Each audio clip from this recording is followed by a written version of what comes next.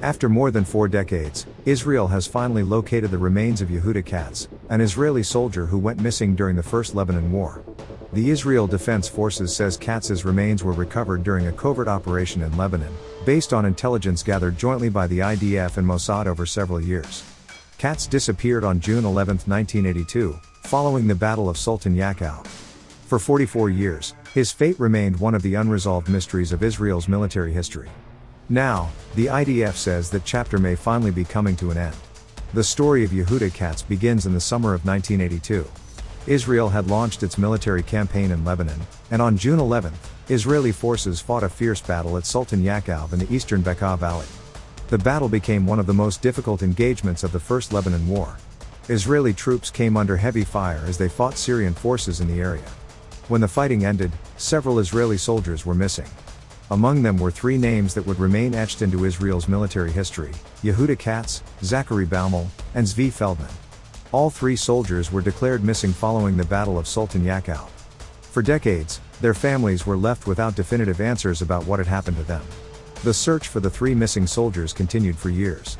Israel repeatedly tried to establish what happened during and after the battle. But recovering the soldiers proved extraordinarily difficult. The breakthrough came decades later. In 2019, Israel announced that the remains of Zachary Baumel had been recovered. His remains were returned to Israel with the assistance of Russia. The recovery brought an end to 37 years of uncertainty for Baumel's family. But 2 names were still missing: Yehuda Katz and Zvi Feldman. Then, in 2025, another major breakthrough. Israel recovered the remains of Zvi Feldman in a covert Mossad operation. That left Yehuda Katz as the last of the 3 missing soldiers from Sultan Yaakov whose remains had not yet been recovered. Until now, the IDF says the latest recovery was the result of intelligence collected jointly by the Mossad and the military over several years. According to the Israeli military, information that ultimately led to the operation began arriving only in recent months. That intelligence was analyzed and developed before Israeli forces carried out a covert operation in Lebanon overnight. The IDF has not revealed exactly where the operation took place. It has also not released details about the forces involved or the precise methods used to locate the remains. Officials say more information will be released only after the military has had more time to discuss the findings with Katz's family. That means several critical details remain classified. The recovery carries a wider significance for Israel. The cases of Katz, Baumel and Feldman have remained deeply emotional issues for generations of Israelis. Their disappearance became symbolic of the country's commitment to recovering fallen soldiers and bringing them home. The fact that all 3 soldiers from the same battle have now been located is therefore being viewed as a major intelligence and military achievement. But it also highlights just how long these missions can take. More than 4 decades passed between the Battle of Sultan Yaakov and the latest discovery. During that time, intelligence had to be collected, assessed and cross-checked. And in the case of Katz, the decisive information reportedly emerged only in recent months. The operation also demonstrates the importance Israel continues to place on intelligence networks inside Lebanon. The IDF and Mossad have conducted numerous covert intelligence operations in the region over the years. But the military is currently withholding the location of the latest operation. That secrecy is understandable. Any disclosure could reveal intelligence sources, operational methods or information about how Israeli agencies managed to locate the remains. For now, the IDF says the findings are still being examined. And the family is being briefed before further details are made public.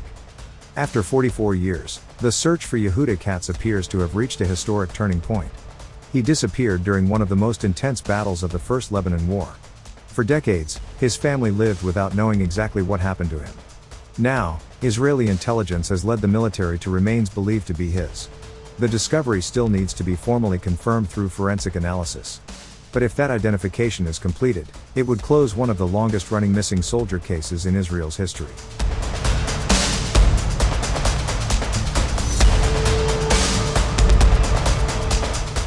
Israel's military operations in southern Lebanon are intensifying despite a ceasefire framework that was supposed to end the fighting. Israeli forces continue to strike what they describe as Hezbollah military infrastructure, while Hezbollah rejects demands to disarm before an Israeli withdrawal. The latest escalation came after a Hezbollah drone attack wounded 3 Israeli soldiers, prompting Israel to carry out strikes in southern Lebanon that killed at least 11 people, according to Lebanese authorities. Lebanese officials, however, said civilians, including women and children, were among those killed. Israel said it was targeting Hezbollah infrastructure and a senior commander. So, with both sides refusing to back down, is another ceasefire actually possible, or is Lebanon heading toward another prolonged war? The situation in southern Lebanon is once again dangerously close to boiling point. Israeli forces remain deployed inside parts of southern Lebanon, while the IDF continues carrying out airstrikes and other military operations against Hezbollah targets. Israel says these operations are necessary to prevent Hezbollah from rebuilding its military infrastructure and threatening communities in northern Israel.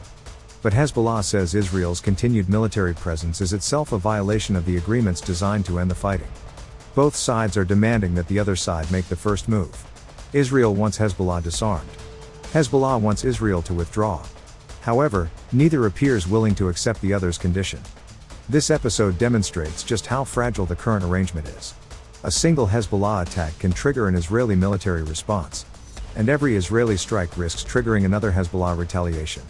That creates a cycle in which the ceasefire exists on paper, but violence continues on the ground. Israel is expected to eventually withdraw from southern Lebanon.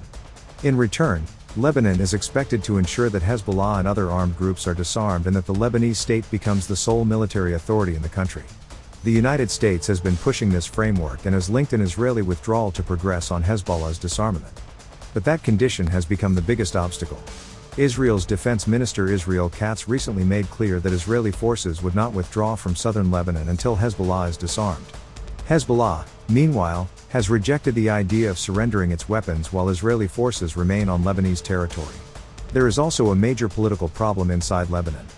The Lebanese government has been under pressure to assert full state control over the country's weapons. But Hezbollah remains a powerful military and political force. The group has rejected demands that it surrenders its arsenal under current conditions. That puts the Lebanese government in an extremely difficult position. It must demonstrate that the Lebanese state controls its own territory. But confronting Hezbollah directly could risk a new internal crisis. At the same time, Israel says it cannot accept a situation in which Hezbollah rebuilds its military capabilities just across the border. That is why Israeli officials are preparing for the possibility of a prolonged military presence. Recent reports indicate the Israeli military is preparing for sustained operations in Lebanon even as US-led diplomatic efforts continue.